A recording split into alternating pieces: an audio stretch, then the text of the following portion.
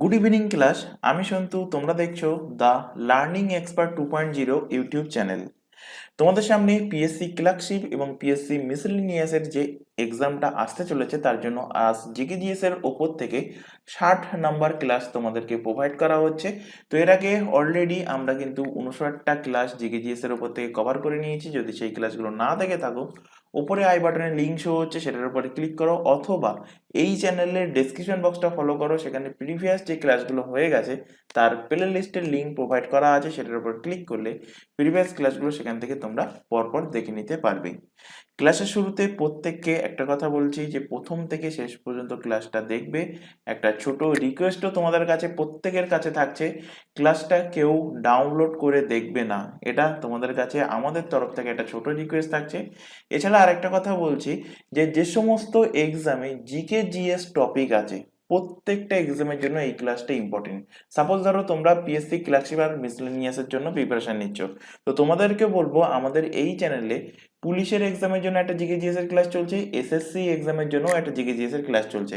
তো ওই দুটো জিকেজিএস এর ক্লাসগুলোও কিন্তু তোমরা দেখবে, ও দুটোও কিন্তু তোমাদের পিএসসির এক্সামের জন্য ইম্পর্টেন্ট। অর্থাৎ জিকেজিএস যে এক্সামের জন্য আছে, মানে যে এক্সামে জিকেজিএস টপিক আছে, প্রত্যেকটা এক্সামের জন্য যে সমস্ত জিকেজিএস এর ক্লাস প্রোভাইড করা হচ্ছে প্রত্যেকটাই কিন্তু প্রত্যেকটা ইম্পর্টেন্ট। তো যাই হোক, শুরু করছি আজকে 60 নম্বর ক্লাস। আজকের ক্লাসে ফার্স্ট কোশ্চেন দেখো, হলদিঘাটের যে যুদ্ধ, এই যুদ্ধে মুঘল সেনাপতি কে ছিলেন? তো মোস্ট ইম্পর্টেন্ট একটা কোশ্চেন হলদিঘাটের যুদ্ধ থেকে, ভেরি ভেরি ইম্পর্টেন্ট। এখান থেকে তোমাদের কোশ্চেন দিয়েছে যে হলদিঘাটের যুদ্ধ কাদের কাদের মধ্যে হয়েছিল, যেমন এখানে কোশ্চেনটা আছে। বা কোশ্চেন দিতে পারে যে হলদিঘাটের যুদ্ধ, যেটা বহুবার দিয়েছে, হলদিঘাটের যুদ্ধ কবে হয়েছিল, সালটা জানতে চেয়েছিল। তো এখন তোমাদের সালের পাশাপাশি ডেটটাও কিন্তু জেনে রাখতে হবে যে হলদিঘাটের যে যুদ্ধটা কবে হয়েছিল। যুদ্ধটা হয়েছিল 18 জুন 1576 খ্রিস্টাব্দে। কারণ দিন দিন এক্সাম লেভেল এতটাই হাই হয়ে যাচ্ছে, তোমাদের কিন্তু এক্সাক্ট ডেট জানতে হবে। যেগুলো বারবার বলি যে এক্সাক্ট ডেট মনে রাখবে ক্লাসে, সেগুলো কিন্তু অবশ্যই এক্সাক্ট ডেটটা মনে রাখতে হবে। তো 18 জুন 1576 সালে কিন্তু হলদিঘাটের যুদ্ধ হয়। হলদিঘাটের যুদ্ধ মূলত কার কার মধ্যে হয়? মূলত হয় আকবর আকবর ভার্সেস হয় কার মধ্যে? মহারানা প্রতাপ। আমরা প্রত্যেকেই ছোটবেলায় পড়ে এসেছি, ক্লাস 9-10-এরই হিস্ট্রি এটা, যে আকবর এবং মহারানা প্রতাপের মধ্যে হলদিঘাটের যুদ্ধ হয়েছিল। এবার কোশ্চেনের লেভেলটা যদি একটু হার্ড করে, তখন কি দেবে? যে তখন দেবে যে আকবরের তরফ থেকে সেনাপতি কে ছিল, মানে আকবরের তরফ থেকে কে লড়াই করেছিল। তো আকবরের তরফ থেকে লড়াই করেছিল মান সিং। আর মহারানা প্রতাপের তরফ থেকে কে লড়াই করেছিল? লড়াই করেছিল হাকিম খান সুরি। কে লড়াই করেছিল? খান হাকিম খান সুরি লড়াই করেছিল মহারানা প্রতাপের তরফ থেকে। তো এই যুদ্ধে জয়লাভ করেছিল কে? জয়লাভ করেছিল আকবর, তথা মান সিং কিন্তু জয়লাভ করেছিল। সুতরাং তোমাদের এক্সামে এইভাবে দিতে পারে যে হলদিঘাটের যুদ্ধ কার কার মধ্যে হয়েছিল। তো মান সিং, হাকিম খান সুরি, এইভাবে কিন্তু অপশন থাকতে পারে। তো কোশ্চেনটা কিন্তু খেয়াল রাখবে যে এই দুজনের সেনাপতির নাম কি ছিল। তো এই যুদ্ধে আলটিমেট মানসিং জেতা, মানে কে জিতেছে? আলটিমেট জিতেছে কিন্তু আকবর জয়লাভ করেছিল। এবং এই যুদ্ধটা কোথায় হয়েছিল? অর্থাৎ যদি কোশ্চেন দেয় যে হলদিঘাট এটা কোন রাজ্যে অবস্থিত, তো অ্যান্সার কি লিখবে? রাজস্থানে অবস্থিত। রাজস্থানে গোগাঁও গোগুন্ডার নামক একটা জায়গা আছে, সেই গোগুন্ডার কাছে হলদিঘাট নামক যে জায়গাটা, সেই হলদিঘাট নামক জায়গাতে এই যুদ্ধ হয়েছিল। সেই কারণে এই যুদ্ধের নাম দেওয়া হয়েছে কি?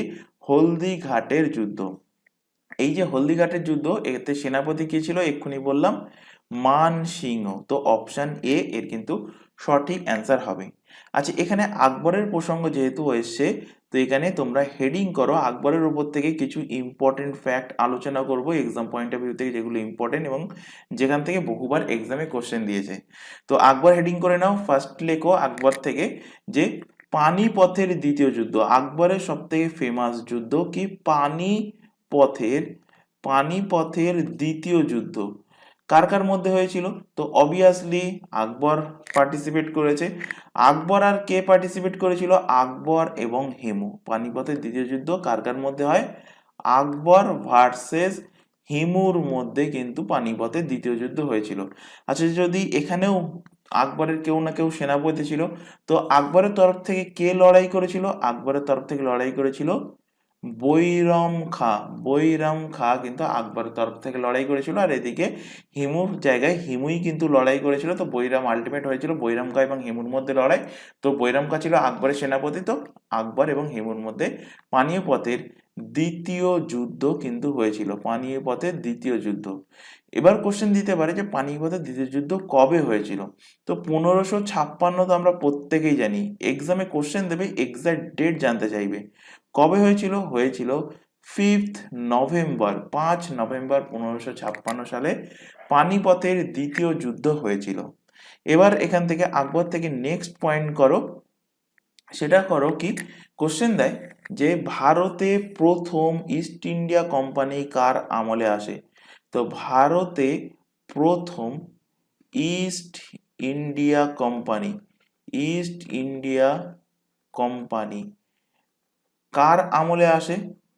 আসে আকবরের আমলে। কত খ্রিস্টাব্দে? 1600 AD, 1600 খ্রিস্টাব্দে কিন্তু আকবরের আমলে প্রথম ইস্ট ইন্ডিয়া কোম্পানি ভারতে এসেছে। এখানে কিন্তু আমি স্পেসিফিক করিনি যে কোন ইস্ট ইন্ডিয়া কোম্পানি, আমি জাস্ট বললাম ইস্ট ইন্ডিয়া কোম্পানি সর্বপ্রথম ভারতে এসেছে কার আমলে?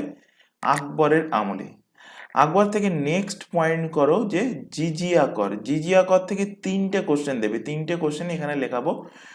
জিজিয়া কর থেকে যে কোশ্চেনটা দেবে বা বহুবার দিয়েছে সেটা হলো জিজিয়া করটাকে টোটালি বন্ধ করেছিল কে? টোটালি স্টপ কে করেছিল? তো জিজিয়া করকে স্টপ করেছিল, বন্ধ করেছিল সম্রাট আকবর। জিজিয়া করকে বন্ধ করেছিল। কোশ্চেন দেবে যে এই জিজিয়া করকে তাহলে জিজিয়া করকে প্রথম চালু কে করেছিল? প্রথম প্রথম চালু কে করে? তো প্রথম চালু করে কুতুবউদ্দিন আইবক। কুতুবউদ্দিন আইবক জিজিয়া করটাকে প্রথম চালু করেছিল। কোশ্চেন দেবে এই জিজিয়া করকে প্রথম ব্রাহ্মণদের ওপর লাগু করেছিল কে? ব্রাহ্মণদের ওপর লাগু কে করেছিল? জিজিয়া করকে প্রথম ব্রাহ্মণদের ওপর লাগু করে ফিরোজ শাহ তুগলক। কে? ফিরোজ শাহ ফিরোজ শাহ তুগলক সর্বপ্রথম জিজিয়া করকে ব্রাহ্মণদের ওপর লাগু করেছিল। তো জিজিয়া কর থেকে 3টে কোশ্চেন মনে রাখবে। জিজিয়া কর কে লাগু করেছিল সর্বপ্রথম? কুতুবউদ্দিন আইবক। সর্বপ্রথম ব্রাহ্মণদের ওপর ফিরোজ শাহ তুগলক, এবং এটাকে টোটালি বন্ধ করে দিয়েছিল, স্টপ করে দিয়েছিল কে? টোটালি বন্ধ অর্থাৎ স্টপ করে দিয়েছিল সম্রাট আকবর। আচ্ছা, এই যে এক্সট্রা ফ্যাক্টগুলো এখানে লেখানো হচ্ছে, এই প্রত্যেকটা পয়েন্ট থেকে কিন্তু কোনো না কোনো এক্সামে কোশ্চেন দিয়েছে। তো এগুলো কিন্তু অবশ্যই খাতায় নোট ডাউন করবে, কারণ এগুলো তোমরা পিডিএফে পাবে না। আর পিডিএফে না পাওয়ার কারণ এর আগের যে ক্লাসগুলো চলেছে কিছু ক্লাস সেখানে কিন্তু আলোচনা করেছি। তো যাই হোক, সেটা আমি আর রিকল করতে চাইছি না। তো পিডিএফ ডাউনলোড করতে পারবে শুধুমাত্র প্রিন্টেড যে কোশ্চেন যেগুলো লেখা আছে সেইগুলোই, সেই কোশ্চেন অ্যান্সারগুলোই তোমরা পিডিএফ আকারে ডাউনলোড করতে পারবে। কিভাবে ডাউনলোড করবে? নিচে দেখো যে টেলিগ্রাম লিঙ্কটা তোমাদের সামনে শো হচ্ছে, @the লার্নিং এক্সপার্ট SD, টেলিগ্রামে গিয়ে এটা লিখে সার্চ করলে আমাদের গ্রুপ তোমাদের সামনে চলে আসবে, অথবা এই চ্যানেলের ডিসক্রিপশন বক্সটা ফলো করো, তার মধ্যে টেলিগ্রাম গ্রুপের লিঙ্ক দেওয়া আছে, সেটার উপর ক্লিক করলে প্রিভিয়াস যে ক্লাসগুলো হয়ে গেছে সেই ক্লাসগুলো সেখান থেকে পরপর দেখে নিতে পারবে। আচ্ছা, আকবরের ওপরে পয়েন্ট এখনো শেষ হয়নি, তো এখানে এখনো তোমরা নোট ডাউন করো আকবরের। আমি এখানে আরেকবার লিখে নিচ্ছি আকবর। আকবর। আচ্ছা, আকবর থেকে নেক্সট লেখো, বা বহুবার এক্সামে কোশ্চেন দিয়েছে দিন ই ইলাহি। এই কোশ্চেনটা কিন্তু বহুবার এক্সামে দিয়েছে। দিন ই ইলাহির প্রবর্তক কে? কে এটা চালু করেছিল? তো দিন ই ইলাহি প্রবর্তক হলেন আকবর। কোশ্চেন দেবে এই দিন ই ইলাহি স্বীকার করেছিল বা গ্রহণ করেছিল, স্বীকার করা একমাত্র হিন্দু কে ছিল? একমাত্র হিন্দু ব্যক্তিত্ব কে ছিল? তো একমাত্র হিন্দু ব্যক্তি ছিলেন এই আকবরেরই প্রাইম মিনিস্টার, তার নাম কি? বীরবল। বীরবল ছিল কিন্তু আকবরের প্রাইম মিনিস্টার। কোশ্চেন দিয়েছে বীরবলের অরিজিনাল নাম কি? কোশ্চেন দেবে। তো বীরবলের অরিজিনাল নাম হলো মহেশ দাস। মহেশ দাস হলো বীরবলের অরিজিনাল নাম। নেক্সট কোশ্চেন আকবর থেকে লেখো। কোশ্চেন দেবে যে মনসবদারি প্রথা কে চালু করেছিল? মনসবদারি প্রথা চালু করেন কে? মনসবদারি প্রথা চালু করেন কিন্তু এই সম্রাট আকবর। আচ্ছা, আকবরের যে রাজসভা ছিল এই রাজসভাতেও কিন্তু ছিল 9টা রত্ন অর্থাৎ নবরত্ন। তো কোশ্চেন দেবে কিছু ফেমাস নবরত্নের ব্যক্তিত্বের নাম কিন্তু কোশ্চেন দেবে, যেমন দিতে পারে যে টোডরমল কার রাজসভায় ছিলেন? তো টোডরমল ছিলেন আকবরের রাজসভায়। টোডরমল কোন ডিপার্টমেন্টে ছিলেন, মানে কিসের দায়িত্ব তিনি সামলাতেন? তিনি অর্থ মন্ত্রকের দায়িত্ব, অর্থাৎ তিনি ছিলেন ফাইন্যান্স মিনিস্টার। ফাইন্যান্স মিনিস্টার বা এইভাবে কোশ্চেন দিতে পারে যে আকবরের রাজসভায় অর্থমন্ত্রী কে ছিল? তো অর্থমন্ত্রী ছিল টোডরমল। নেক্সট কোশ্চেন এখান থেকে রিলেট করো যে আবুল ফজল। আবুল ফজল কার রাজসভায় ছিল? আবুল ফজল ছিল আকবরের রাজসভাতে। আবুল ফজল কে ছিলেন? আবুল ফজল ছিলেন কিন্তু একজন সাহিত্যকার। একজন সাহিত্যকার ছিলেন আবুল ফজল। আচ্ছা, আবুল ফজলের লেখা বইয়ের নাম কি? বহুবার এক্সামে কোশ্চেন দিয়েছে। তো আবুল ফজলের লেখা বইয়ের নাম হলো আকবরনামা বা আইন ই আকবরী। আইন ই আকবরী। আইন ই আকবরী কার লেখা? আবুল ফজলের লেখা বই। এছাড়া এনার নবরত্নে ছিলেন, এক্ষুনি বললাম, প্রাইম মিনিস্টার, তার নাম কি? বীরবল। বীরবল কোন ডিপার্টমেন্টে ছিলেন? প্রাইম মিনিস্টার ছিলেন, প্রধানমন্ত্রী ছিলেন। এছাড়া আরেকজনের নাম লেখো যার নাম বহুবার এক্সামে কোশ্চেন দিয়েছে, তানসেন। কার রাজসভায় ছিলেন? তো অবভিয়াসলি তিনি আকবরের রাজসভায় ছিলেন। তানসেন কোন ডিপার্টমেন্ট সামলাতেন? তো তিনি ছিলেন একজন সঙ্গীতকার। তিনি ছিলেন একজন সঙ্গীতকার, একজন মিউজিশিয়ান ছিলেন। আচ্ছা, কোশ্চেন দিয়েছিল একটা এক্সামে তানসেনের অরিজিনাল নেম কি? তো এনার অরিজিনাল নেম হলো রামতনু পান্ডে। এনার হলো অরিজিনাল নাম। আচ্ছা, এই যে ফ্যাক্টগুলো লেখাচ্ছি আবারও বলছি, এগুলো কিন্তু অবশ্যই তোমরা খাতায় নোট ডাউন করবে। নেক্সট কোশ্চেন চলে আসো। নিম্নলিখিত কোন ভাইস রয়কে উজ্জ্বল বিফলতা বলা হয়? উজ্জ্বল বিফলতা বলা হয় কোন ভাইস রয়কে? তো বলা হয় লর্ড লিটনকে উজ্জ্বল বিফলতা বলা হয়। Lord Liton. Lord Liton option A এর কিন্তু সঠিক অ্যান্সার হবে। তো লর্ড লিটন, আচ্ছা, এখানে যে ভাইসরয় আছে এনাদের টাইমে কি কি ইম্পর্টেন্ট জিনিস হয়েছে সেগুলো এখানে আলোচনা করব। তো লর্ড লিটন আর এনার টাইম পিরিয়ড কত ছিল? এনার টাইম পিরিয়ড ছিল 1876 থেকে 1880 সাল পর্যন্ত ইনি কিন্তু ভাইসরয় ছিলেন। এনার টাইম পিরিয়ডে ইম্পর্টেন্ট জিনিস কি হয়েছিল? ইম্পর্টেন্ট জিনিস হয়েছিল 1878 সালে vernacular press act. Vernacular press act কিন্তু লাগু করেছিল। কে লাগু করেছিল ভার্নাকুলার প্রেস অ্যাক্ট যদি কোশ্চেন দেয়? কোন ভাইসরয়ের আমলে লাগু হয় বা কে লাগু করে কোন ভাইসরয়? তো অ্যান্সার লিখবে লর্ড লিটন। এছাড়া ইনি সিভিল সার্ভিস, যেটাকে তোমরা ইউপিএসসি নামে চেনো, সিভিল সার্ভিস, এই সিভিল সার্ভিস যে এক্সাম, এই সিভিল সার্ভিস এক্সামের যে বয়স সীমা, মিনিমাম এজ, বয়স সীমা, মিনিমাম যে এজ, সেই মিনিমাম এজ কিন্তু আগে ছিল 21 বছর। এই 21 বছর থেকে হটিয়ে তিনি নিয়ে এসছেন কত বছরে? 19 বছরে তিনি নিয়ে এসেছিলেন। এবং লর্ড লিটন আরেকটা কাজ করেছিলেন, তিনি আর্মস অ্যাক্ট কিন্তু লাগু করেছিলেন। আর্মস অ্যাক্ট লাগু করেছিলেন কে? এই লর্ড লিটন। সেই কারণে এনার এই ভাইসরয়ের টাইম পিরিয়ডকে বলা হয় কি? উজ্জ্বল বিফলতা। এবার এই লর্ড লিটনের পরবর্তীতে যে ভাইসরয় আসে তার নাম হলো লর্ড রিপন, অর্থাৎ ইনি চলে আসেন 1880, কারণ 80তেই ইনি রিজাইন করেছেন।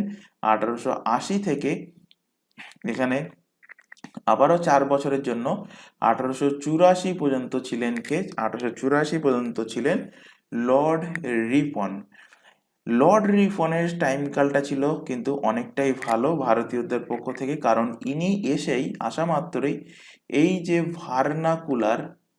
Vernacular press act, vernacular press act, যেটা লর্ড লিটন জারি করেছিল 1878 সালটা কিন্তু অবশ্যই মনে রাখবে, এক্সামে কোশ্চেন দিয়েছিল ভার্নাকুলার প্রেস অ্যাক্ট কত সালে লাগু হয়েছিল, 1878 সালে।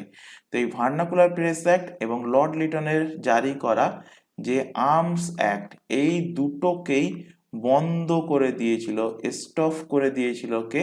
বন্ধ করে দিয়েছিল কিন্তু লর্ড রিপন। এবং এর পাশাপাশি লর্ড লিটন সিভিল সার্ভিস এক্সামের যে বয়সটা, সিভিল সার্ভিস এক্সামের যে বয়স, মিনিমাম এজ, এই মিনিমাম এজটাকে আবার তিনি বাড়িয়ে দিয়েছেন 19 থেকে, এটাকে বাড়িয়ে তিনি আবারও 21 বছর তিনি করে দিয়েছিলেন। এছাড়া লর্ড রিপনের আমলে, এনার সময় সর্বপ্রথম first regular census, first regular জনগণনা, সেন্সাস মানে কি? জনগণনা। প্রত্যেক 10 বছর অন্তর যে জনগণনাটা হয়, সেই ফার্স্ট রেগুলার জনগণনা শুরু হয়েছিল কার আমল থেকে? 1881 সাল থেকে, এই লর্ড রিপনের সময়কাল থেকে। এবং সেখান থেকে প্রত্যেক 10 বছর অন্তর কিন্তু জনগণনা হয়। যদিও 2021 সালে জনগণনা হওয়ার কথা ছিল 11-র পরবর্তীতে, কিন্তু সেটা হয়নি কোভিডের জন্য, এবং তারপর থেকে 3 বছর কেটে গেছে, এখনো কিন্তু জনগণনা হয়নি। গভর্নমেন্ট বলছে যে জনগণনা 2024-এর লাস্টের দিকে হবে, এখন কতদূর কি হবে সেটা কিন্তু তোমাদের কারেন্ট অ্যাফেয়ার্সের ক্লাসে আপডেট করানো হবে। তো যাই হোক, খেয়াল রাখবে, কোশ্চেন দেয় যদি ফার্স্ট রেগুলার সেন্সাস কবে হয়েছিল, অ্যান্সার কি লিখবে? অ্যান্সার হবে 1881 সালে। কিন্তু যদি এখান থেকে যদি কোশ্চেন দেয় যে প্রথম জনগণনা কবে হয়েছিল, first first census, first census of India কত সালে হয়েছিল, তখন অ্যান্সার লিখবে 1872, 1872 সালে। কার আমলে হয়েছিল এটা প্রথম জনগণনা? তো হয়েছিল সেটা লর্ড মেয়ো। কার আমলে? লর্ড মেয়োর আমলে। লর্ড মেয়ো থেকে আরেকটা কোশ্চেন বহুবার এক্সামে দিয়েছে, সেটা হলো এই লর্ড মেয়ো একমাত্র ভাইসরয়, অনলি ভাইসরয়, যিনি তার অফিস চলাকালীন, যিনি তার, সেই একই ব্যাপার, যিনি তার অফিস চলাকালীন মানে যিনি পদে থাকাকালীন তিনি কিন্তু মার্ডার হয়েছিলেন, মারা গিয়েছিলেন, ইনি কিন্তু মার্ডার হয়েছিলেন, একমাত্র ভাইসরয়, তার নাম কি? লর্ড মেয়ো, যিনি জনগণনা প্রথম শুরু করেছিলেন। এবার কোশ্চেন খেয়াল করো, দুটো কোশ্চেনের মধ্যে পার্থক্য কোথায়। দেখো এখানে কি বলেছি, ফার্স্ট রেগুলার সেন্সাস মানে প্রত্যেক 10 বছর অন্তর অন্তর কিন্তু সেন্সাস হচ্ছে, বা ফার্স্ট অফিসিয়াল সেন্সাস যদি দেয়, তো অ্যান্সার লিখবে 1881 সালে। কার আমলে? লর্ড রিপনের আমল থেকে। আর যদি শুধুমাত্র বলে যে ভারতের প্রথম সেন্সাস কত সালে হয়েছিল, তখন অ্যান্সার করবে 1872 সালে, লর্ড মেয়র আমলে। নেক্সট লেখো লর্ড রিপন থেকে, লর্ড রিপনের টাইমে এসে 1883 সালে একটা বিল জারি হয়, সেই বিলের নাম কি? ইলবার্ট বিল। তো ইলবার্ট বিল কে চালু করেছিল যদি কোশ্চেন দেয়, তো ইলবার্ট বিল চালু করেছিল লর্ড রিপন। এবং এই বিলের মাধ্যমে কি বলা হয়েছিল? এই বিলের মাধ্যমে বলা হয়েছিল, আগে মানে এই বিল চালু হওয়ার আগে কি ছিল, দোষী কিন্তু ইংরেজরাও করতো এবং ইন্ডিয়ানরাও করতো। সাপোজ আমি একটা এক্সাম্পল দিয়ে বলছি যে কোনো একটা ইংরেজ কোনো একটা দোষ করলো এবং সেম দোষটা কিন্তু কোনো একটা ভারতীয় করলো, তো ভারতীয় যদি সেই দোষটা করে, তো সেই দোষের জন্য সেই আসামির কে আসামি হিসেবে সিলেক্ট করার জন্য, বা সে কতটা সাজা পাবে সেটার জন্য কিন্তু ভারতীয় বিচারপতি পাশাপাশি ব্রিটিশ বিচারপতিরাও কিন্তু তার সেই কেসটা কিন্তু হ্যান্ডেল করতো। কিন্তু ব্রিটিশদের ক্ষেত্রে, ব্রিটিশ যদি কোনো চোর হয় বা ব্রিটিশ যদি কোনো ব্যক্তি দোষী হয়, তাদের জাজমেন্ট করার জন্য কিন্তু ভারতীয়রা সেখানে কিন্তু জাজমেন্ট করতে পারতো না। শুধুমাত্র ব্রিটিশদের জন্য ব্রিটিশ জাজমেন্টরাই কিন্তু তাদেরকে, মানে ব্রিটিশ জাজেসরাই কিন্তু তাদেরকে জাজমেন্ট করতো। তো এইটা যাতে না হয়, অর্থাৎ ব্রিটিশ যারা দোষী তাদেরকেও যাতে ভারতের জাজেসরা সেখানে জাজমেন্ট করতে পারে, সেটাই কিন্তু বলা হয়েছিল এই ইলবার্ট বিলে। মনে রাখবে কত সালে? 1883 সালে। কে লাগু করেছিল? লর্ড রিপন লাগু করেছিল। এছাড়া লর্ড রিপন সর্বপ্রথম ফার্স্ট ফ্যাক্টরি অ্যাক্ট পাস করেছিল। ফার্স্ট ফ্যাক্টরি অ্যাক্ট কত সালে ফার্স্ট ফ্যাক্টরি অ্যাক্ট জারি হয়? তো ফার্স্ট ফ্যাক্টরি অ্যাক্ট পাস হয় 1881 সালে। কে জারি করেছিল? জারি করেছিল কিন্তু লর্ড রিপন। নেক্সট কোশ্চেন দেখো, আচ্ছা এখানে এখনো দুটো ভাইসরয় বাদ গেল, লর্ড কার্জন এবং লর্ড হেস্টিং। তো লর্ড কার্জন থেকে একটা মোস্ট ইম্পর্টেন্ট লিখে রাখো, Lord Curzon. Lord Curzon 16 October 1905, 16 October 1905 সালে বাংলার কিন্তু বিভাজন করেছিল, বঙ্গভঙ্গ করেছিল, বাংলার বিভাজন করে। তো বাংলার বিভাজন কে করেছিল? লর্ড কার্জন কিন্তু করেছিল। নেক্সট এখানে লেখো লর্ড হেস্টিং ছিল, Lord Hastings, Lord Hastings, Lord Hastings. আচ্ছা লর্ড কার্জনের সময়কাল ছিল 1899 থেকে 1899 থেকে এদিকে 1905 পর্যন্ত কিন্তু এনার সময়কাল ছিল। আর লর্ড হেস্টিং এর সময়কাল ছিল 1813। লর্ড হেস্টিং কিন্তু ভাইসরয় ছিল না, ইনি ছিলেন গভর্নর জেনারেল। খেয়াল রাখবে 1857 পর থেকে যারা এসছে তারা কিন্তু হয়েছে ভাইসরয়। তো লর্ড হেস্টিং ছিল কিন্তু গভর্নর জেনারেল। লর্ড হেস্টিং থেকে একটাই পয়েন্ট মনে রাখো, ইনি সর্বপ্রথম রাওয়াতওয়ারি রাওয়াত রাওয়াতওয়ারি রাওয়াতওয়ারি ও মহালওয়ারি, রাতওয়ারি ও মহালওয়ারি, এই দুটো কি? এই দুটো কিন্তু কোশ্চেন দিয়েছিল একটা এক্সামে, রাওয়াতারি মহালওয়ারি জিনিসটা কি? তো এই দুটো হলো ট্যাক্স সিস্টেম। তো সর্বপ্রথম এই রাহাতারি এবং মহালওয়ারি ট্যাক্স সিস্টেম লাগু করেছিল কে? লাগু করেছিল কিন্তু governor general lord Hastings. Lord Hastings এর টাইম পিরিয়ড ছিল 1813 থেকে 1823 সাল পর্যন্ত।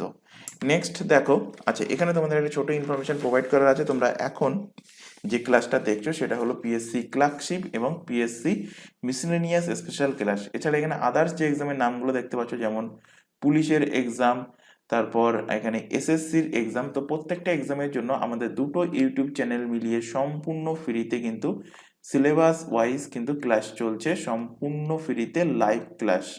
এবং লাইভ ক্লাস যদি অ্যাটেন্ড না করতে পারো, ক্লাস থেকে যায় রেকর্ডেড ফরম্যাটে, সুতরাং রেকর্ডেড হিসেবেও ক্লাসগুলো কিন্তু তোমরা দেখে নিতে পারবে। তবে তোমাদের কাছে আবারও একটা ছোট রিকোয়েস্ট, ক্লাসের শুরুতেও বলেছি, কেউ ক্লাসটাকে ডাউনলোড করে কিন্তু দেখবে না। তোমরা লাইভ দেখার যদি সুযোগ না হয়, রেকর্ডেড ফরম্যাটে ক্লাস থেকে যায়, তোমাদের পছন্দ মতো টাইমে অনলাইনে কিন্তু রেকর্ডেড ক্লাসটা দেখবে। আরেকটা কথা, এই ক্লাসটা কিন্তু প্রত্যেকটা এক্সামের জন্য বেনিফিট পাবে এই ক্লাসটা যদি করো, বা এই চ্যানেলে যে সমস্ত জিকেজিএস এর ক্লাস চলছে, তো প্রত্যেকটা জিকেজিএস এর ক্লাসই কিন্তু তোমরা ফলো করবে। আর এখানে আরো একটা কথা বলবো যে এই যে এক্সামের নামগুলো দেখতে পাচ্ছ, এই প্রত্যেকটা এক্সামের জন্য আমাদের কিন্তু আলাদা আলাদা হোয়াটসঅ্যাপ ব্যাচ ওপেন করা আছে। হোয়াটসঅ্যাপ ব্যাচে যুক্ত হতে চাইলে কি করতে হবে? আচ্ছা তার আগে জেনে নাও হোয়াটসঅ্যাপে যুক্ত হওয়ার বেনিফিট কি। যুক্ত হলে তোমরা ক্লাসের যে রুটিনটা তোমরা আগে পেয়ে যাবে, সেটা কিন্তু হোয়াটসঅ্যাপ ব্যাচেই প্রোভাইড করা হয়। এছাড়া তোমাদের ক্লাসের যে লিঙ্কগুলো, ক্লাস শুরু হওয়ার 4-5 মিনিট আগে কিন্তু ক্লাসের লিঙ্কগুলো প্রোভাইড করা হয় হোয়াটসঅ্যাপ ব্যাচে। এছাড়া এক্সাম ওরিয়েন্টেড যাবতীয় গুরুত্বপূর্ণ ইনফরমেশন, যেমন অ্যাডমিট কার্ড প্রকাশিত হলে বা কোনো নোটিফিকেশন প্রকাশিত হলে সবার আগে কিন্তু হোয়াটসঅ্যাপ ব্যাচেই জানানো হয়। তো হোয়াটসঅ্যাপ ব্যাচে যুক্ত হতে চাইলে কি করতে হবে? নিচে যে নাম্বারটা দেখতে পাচ্ছ, এই নাম্বারে আমাদেরকে হোয়াটসঅ্যাপে মেসেজ করে ইনফর্ম করো। তো মেসেজ করে ইনফর্ম করলে তোমাদের নির্দিষ্ট রিকোয়ারমেন্ট অনুযায়ী নির্দিষ্ট ব্যাচে কিন্তু অ্যাড করিয়ে নেওয়া হবে। আর একটাই রিকোয়েস্ট প্রত্যেকের কাছে থাকছে, কেউ কিন্তু এই নম্বরে নর্মাল কল বা কেউ ভিডিও কল করবে না। আর তোমাদের রিকোয়ারমেন্ট অনুযায়ী নির্দিষ্ট ব্যাচে তোমাদের হোয়াটসঅ্যাপ ম্যাচের অনুযায়ী কিন্তু তোমাদেরকে অ্যাড করে নেওয়া হবে। এছাড়া এখানে আরও একটা ইনফরমেশন দেবো, তোমরা এখন যে চ্যানেলে ক্লাসটা দেখছো তার নাম দ্য লার্নিং এক্সপার্ট 2.0। এই চ্যানেলেই তোমরা প্রত্যেকটা এক্সামের জন্য পেয়ে যাবে জিকেজিএস এর ক্লাস, পেয়ে যাবে এখান থেকে কারেন্ট অ্যাফেয়ার্স, এখান থেকে রিজনিং এবং ইংলিশের ক্লাস সম্পূর্ণ ফ্রিতে পাবে এই চ্যানেল থেকে। আর ম্যাথের ক্লাসের জন্য আমাদেরই কিন্তু একটা নতুন চ্যানেল ওপেন করা হয়েছে, চ্যানেলের নামটা দেখে নাও, ম্যাথস বাই সন্তু স্যার। চ্যানেলের লিঙ্ক, যেহেতু নতুন চ্যানেলের লিঙ্ক আমরা এই ক্লাসের ডেসক্রিপশন বক্সে দিয়ে রেখেছি, সেটার উপরে ক্লিক করলে আমাদের নতুন চ্যানেলে চলে আসতে পারবে এবং সেখান থেকে প্রত্যেকটা যে ক্লাস আছে সেখান থেকে তোমাদের সামনে শো হয়ে যাবে। এবং ক্লাসটা যেহেতু নতুন, তো প্রত্যেককে বলবো চ্যানেলটাকে সাবস্ক্রাইব করে বেল আইকনকে অল নোটিফিকেশন সেট করে রাখো, এবং এটাকেও সাবস্ক্রাইব না করে থাকলে এটাকেও সাবস্ক্রাইব করে নাও। রেগুলার বেসিসে চ্যানেল দুটোতে ক্লাস চলছে, রেগুলার বেসিসে চ্যানেল দুটো থেকে ক্লাসগুলো করতে থাকো। নেক্সট কোশ্চেন দেখো, যে নিচের মধ্যে কে দেব সমাজের প্রতিষ্ঠাতা ছিলেন? তো দেব সমাজের প্রতিষ্ঠাতা ছিলেন শিব নারায়ণ অগ্নিহোত্রী। অপশন সি এর কিন্তু সঠিক অ্যান্সার হবে। দেব সমাজ, একে ইংলিশে কি বলবে? Divine society. Divine divine society. Divine society. Divine society অর্থাৎ দেব সমাজের প্রতিষ্ঠাতাকে শিব নারায়ণ অগ্নিহোত্রী। ডিভাইন সোসাইটি নামে একটা আধা ধর্মীয় সংস্কার আন্দোলনে তিনি কিন্তু প্রতিষ্ঠা করেছিলেন। আচ্ছা, এখান থেকে কিছু ইম্পর্টেন্ট যে সভা, সমাজ বা সোসাইটি আছে সেগুলো এখান থেকে রিলেট করো, সেগুলো এক্সাম পয়েন্ট অফ ভিউ থেকে ইম্পর্টেন্ট। ফার্স্ট লেখো প্রার্থনা সমাজ। প্রার্থনা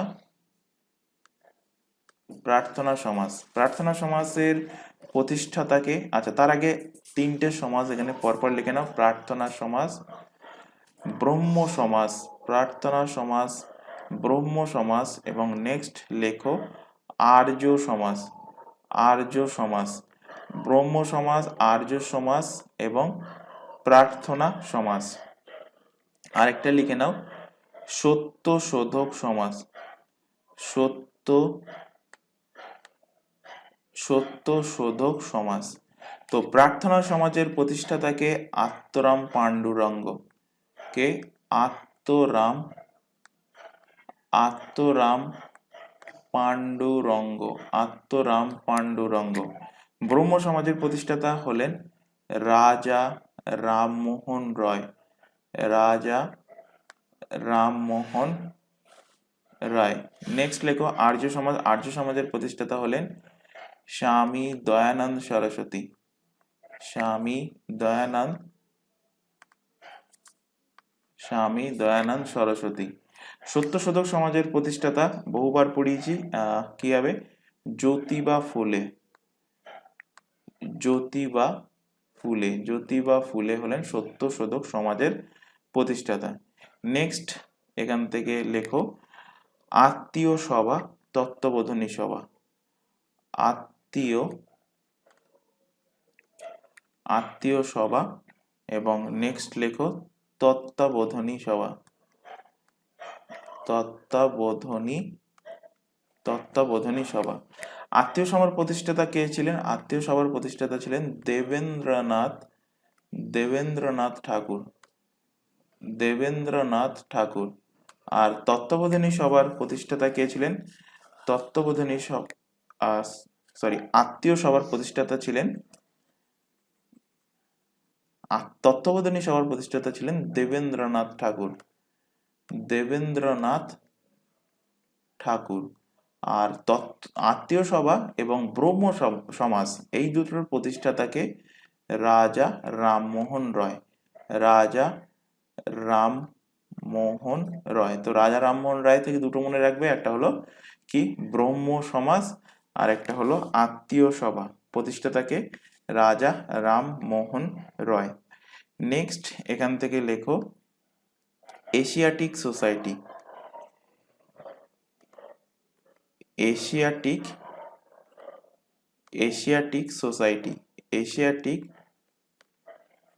সোসাইটি। আরেকটা লেখো থিওসফিক্যাল সোসাইটি। এশিয়াটিক সোসাইটি আর থিওসফিক্যাল সোসাইটি। এশিয়াটিক সোসাইটির প্রতিষ্ঠাতা হলেন উইলিয়াম জোন্স হলেন এশিয়াটিক সোসাইটির প্রতিষ্ঠাতা। আর থিওসফিক্যাল সোসাইটির প্রতিষ্ঠাতা হলেন কে? Madame Helena. ফুল নাম কি? মাদাম হেলেনা পেত্রোভনা ব্লাভাটস্কি হলো এনার ফুল নাম। তো Asiatic society William Jones and theosophical সোসাইটির প্রতিষ্ঠাতা হলেন জ্যোতিবা ফুলে। নেক্সট লেখো ভারত সেবা সমিতি। ভারত সেবা সমিতির প্রতিষ্ঠাতাকে? ভারত সেবা সমিতির প্রতিষ্ঠাতা হলেন জি.কে. গোখলে। গোপাল কৃষ্ণ গোখলে। নেক্সট লেখো खुदाई इ खिदमतगर, खुदाई इ खिदमतगर, कार लेखा खुदाई खिदमतगर? खुदाई खिदमतगर लेखा खान আব্দুল গফফার খান, খান আব্দুর গফফার খান, খান আব্দুর গফফার খান। নেক্সট লেখো এখান থেকে অনুশীলন সমিতি।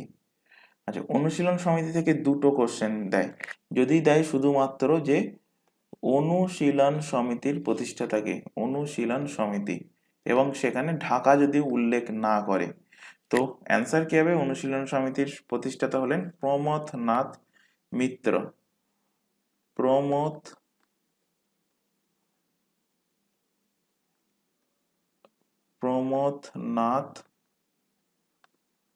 প্রমথনাথ মিত্র। কবে প্রতিষ্ঠা করেছিলেন?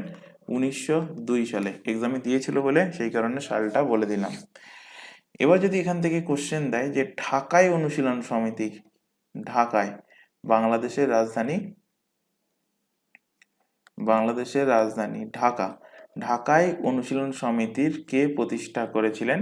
তো তখন অ্যান্সার হবে পুলিন বিহারী দাস, পুলিন বিহারী দাস। এই কোশ্চেনটাই কিন্তু বহুবার দিয়েছে।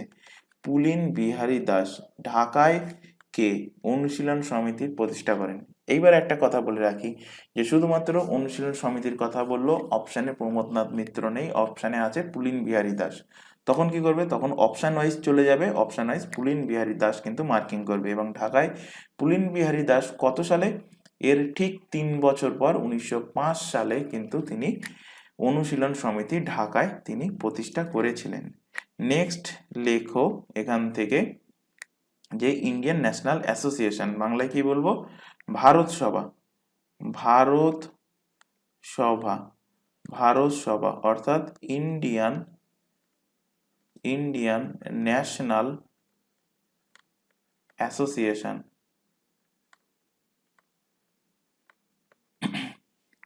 কে ছিলেন এর প্রতিষ্ঠাতা? প্রতিষ্ঠাতা ছিলেন সুরেন্দ্রনাথ বন্দ্যোপাধ্যায়, সুরেন্দ্রনাথ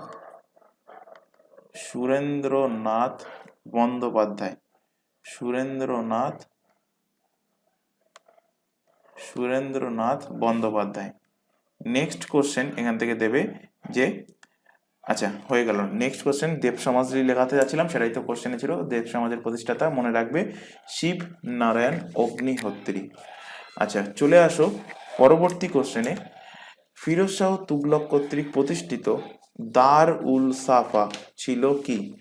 একটা উপাসনা গৃহ, একটা বিনামূল্যে হাসপাতাল, একটা সুবিশাল গ্রন্থাগার, তীর্থযাত্রীদের জন্য একটা আশ্রয় স্থল। তো ফিরোজ শাহ তুগলক যে দার উল সাফাটা প্রতিষ্ঠা করেছিলেন, দার উল সাফাটা ছিল একটা বিনামূল্যে, এটা কিন্তু হাসপাতাল। এখানে কিসের চিকিৎসা হতো? এটা এখানে কিন্তু দাঁতের চিকিৎসা হতো, অর্থাৎ দাতব্য চিকিৎসালয়। এটা ছিল কি? একটা দাতব্য চিকিৎসালয়, দাতব্য চিকিৎসালয় ছিল কি এই দার উল সাফা। এবং দিল্লিতে তিনি এটাকে স্থাপন করেছিলেন। এখানে দরিদ্ররা কিন্তু বিনামূল্যে চিকিৎসাও পেতেন এবং বিনামূল্যে এখান থেকে ঔষধও পেতেন। আচ্ছা এখান থেকে আবারও রিলেট করাচ্ছি, যদি কোশ্চেন দেয় যে সর্বপ্রথম ব্রাহ্মণদের উপর জিজিয়া কর কে লাগু করে, তো অ্যান্সার হবে এই ফিরোজ শাহ তুগলকই কিন্তু সর্বপ্রথম ব্রাহ্মণদের ওপরে জিজিয়া কর কিন্তু লাগু করেছিল। নেক্সট কোশ্চেন, অ্যানিবেশন নিম্নলিখিত কোন গ্রন্থটির ইংরাজি অনুবাদ করেছেন? তো অ্যানিবেশন আমাদের শ্রীমদ্ ভগবদ গীতার কিন্তু তিনি ইংরাজি অনুবাদ করেছিলেন। অপশন নাম্বার ডি এর সঠিক অ্যান্সার হবে। এবার যদি কোশ্চেন দেয় যে এই ভগবদ গীতার লেখক কে ছিলেন, অরিজিনাল রাইটার কে ছিলেন, তো রাইটার ছিলেন মহর্ষি বেদ ব্যাস। কে ছিলেন? মহর্ষি বেদব্যাস। বেদব্যাস আরেকটা গ্রন্থ লিখেছিলেন, কি সেটা? আমরা ছোটবেলায় পড়ে এসেছি, মহাভারত। মহাভারত কে লেখেন? মহাভারতও লেখেন কিন্তু বেদব্যাস, এবং গীতাও কিন্তু লেখেন গীতাও কিন্তু লেখেন এই বেদব্যাস। রামায়ণ কে লিখেছেন? রামায়ণ লিখেছেন বাল্মীকি লিখেছেন রামায়ণ। আর অর্থশাস্ত্র কে লিখেন? অর্থশাস্ত্র লেখেন কৌটিল্য, কৌটিল্য, বা যার নাম হলো চাণক্য, বা বলতে পারো যার নাম হলো বিষ্ণুগুপ্ত। একই ব্যক্তির তিনটে নাম বিষ্ণুগুপ্ত, এবং একে কি বলা হয়? বলা হয় ভারতের ম্যাকিয়াভেলি। কাকে বলা হয়? বলা হয় এই কৌটিল্য বা চাণক্যকে বলা হয় ভারতের ম্যাকিয়াভেলি। নেক্সট কোশ্চেন, উত্তর দক্ষিণ বরাবর ভারতের ডিস্টেন্স কত কিলোমিটার? ভারতের দৈর্ঘ্য কত কিলোমিটার? তো উত্তর দক্ষিণ বরাবর বলতে কি, উত্তরের রাজ্য কি জম্মু কাশ্মীর, দক্ষিণে হলো তামিলনাড়ু। তো ভারতের উত্তর পয়েন্ট, দক্ষিণতম পয়েন্ট, তারপর পূর্বতম পয়েন্ট এবং পশ্চিমতম পয়েন্ট, এই জ্ঞান কিন্তু থাকতে হবে। তো আশা করি ম্যাপ প্রত্যেকেই দেখতে জানো। এটা হলো নর্থ, এটা হলো সাউথ, এটা হলো ইস্ট, এবং এটা হলো কি ওয়েস্ট। তো ভারতে যদি কোশ্চেন দেয় যে সব থেকে উত্তরতম বিন্দু কোনটা, উত্তরতম পয়েন্ট কোনটা, তো অ্যান্সার কি লিখবে? ইন্দিরা কোল। ইন্দিরা কোল হলো ভারতের সব থেকে উত্তরতম বিন্দু। কোন রাজ্যে অবস্থিত? জম্মু অ্যান্ড কাশ্মীরে কিন্তু অবস্থিত। ভারতের এখান থেকে ভারতের দক্ষিণতম বিন্দু থেকে দুটো কোশ্চেন দেয়। কি কোশ্চেন? দুটো কোশ্চেন বলছি, ভালো করে খেয়াল করো। কোশ্চেন দেবে যে ভারতের মেনল্যান্ডে দক্ষিণতম বিন্দু। তো ভারতের যদি কোশ্চেন দেয় মেনল্যান্ড, তো মেনল্যান্ডে দক্ষিণতম বিন্দু কি হয়ে যাবে? দক্ষিণতম বিন্দু হবে কন্যাকুমারী। কন্যাকুমারী। কন্যাকুমারী কোন স্টেটে অবস্থিত? তামিলনাড়ুতে অবস্থিত। তামিলনাড়ুর কন্যাকুমারী মেনল্যান্ড, ভারতের মেনল্যান্ডে দক্ষিণতম বিন্দু। আর একেবারে যদি কোশ্চেন দেয় যে ভারতের একদম দক্ষিণতম বিন্দু কোনটা, তখন অ্যান্সার হবে Indira Point. Indira Point. Indira Point কোথায় অবস্থিত? আন্দামান অ্যান্ড নিকোবর দ্বীপপুঞ্জে। আন্দামান অ্যান্ড নিকোবর দ্বীপপুঞ্জে ইন্দিরা পয়েন্ট অবস্থিত। পূর্বতম বিন্দু কি? ভারতের পূর্বতম বিন্দু হলো কিবিথু। কিবিথু কোন স্টেটের মধ্যে পড়ে? অরুণাচল প্রদেশের মধ্যে পড়ে। শর্টে লিখে দিলাম এপি, ফুল ফর্ম লিখে রাখবে।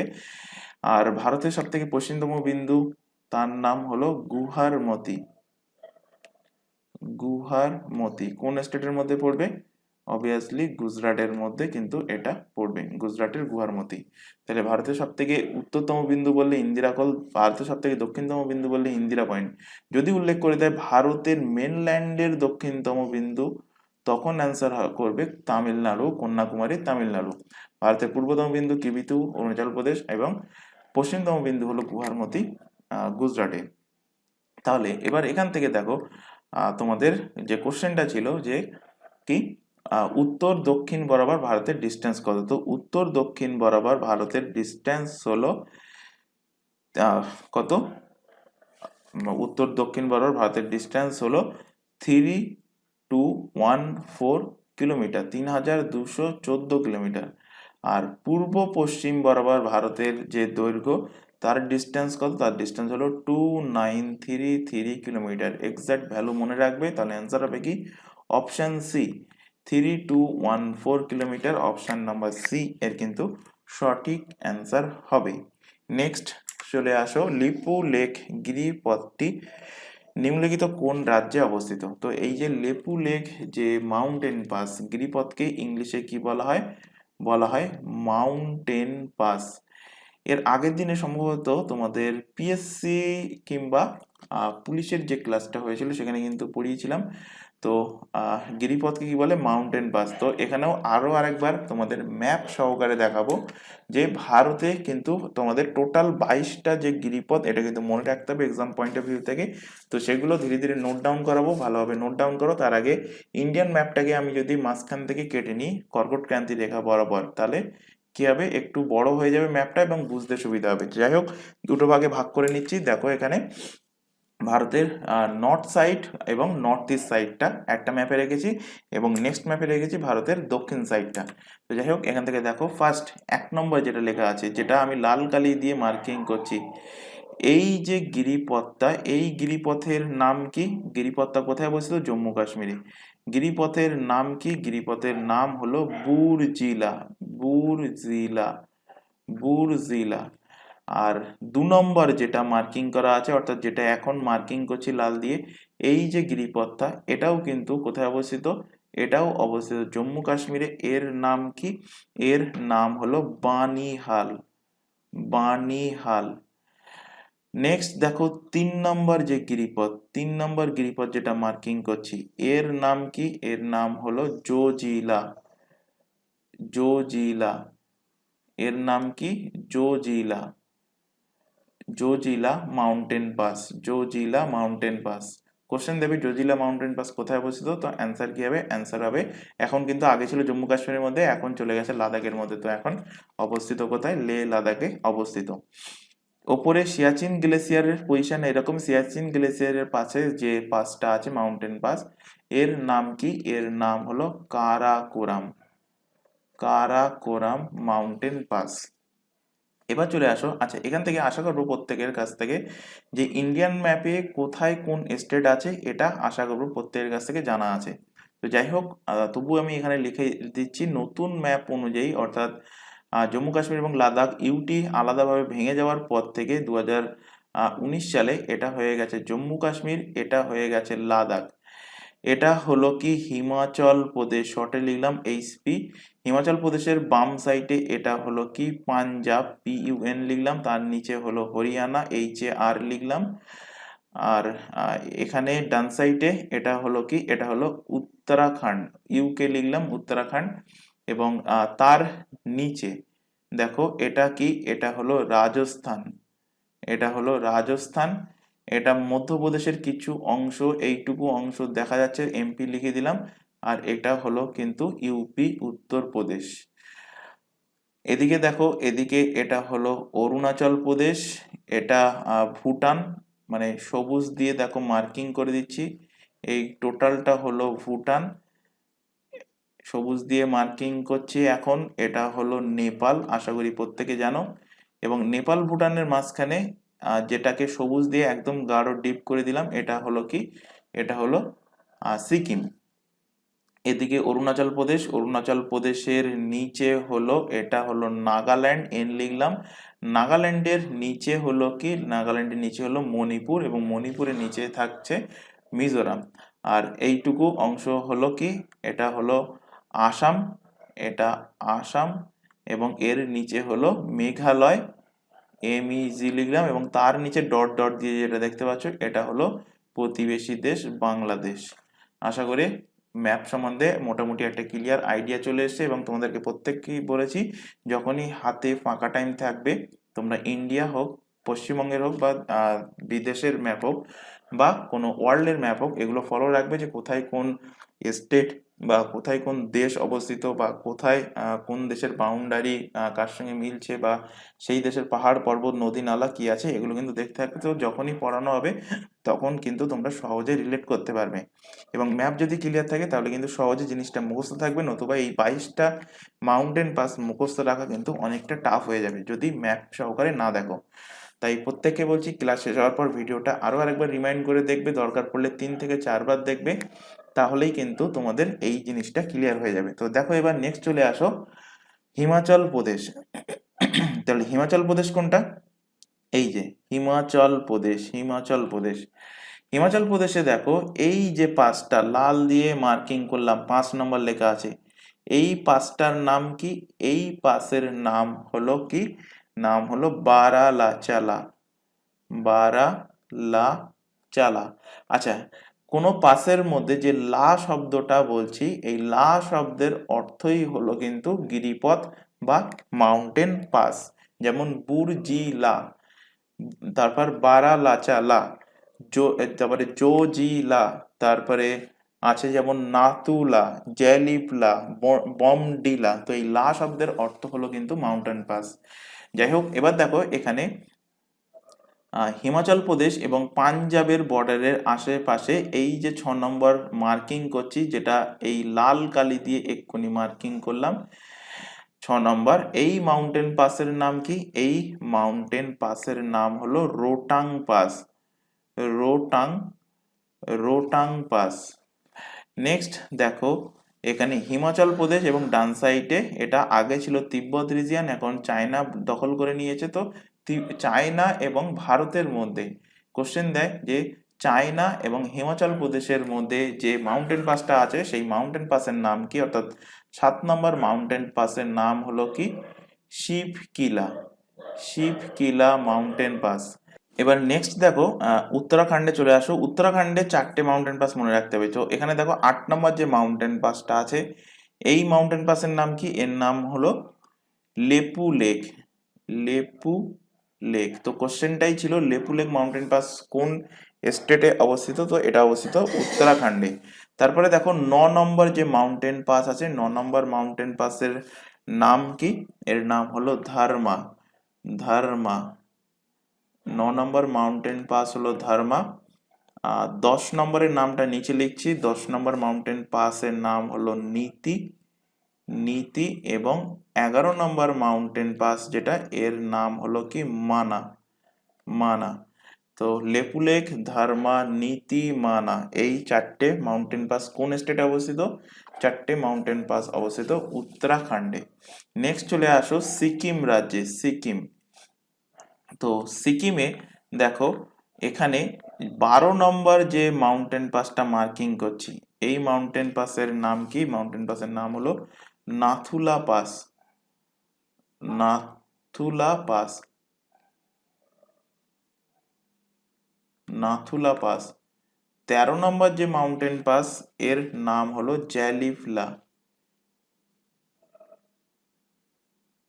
জ্যালিফলা মাউন্টেন পাস।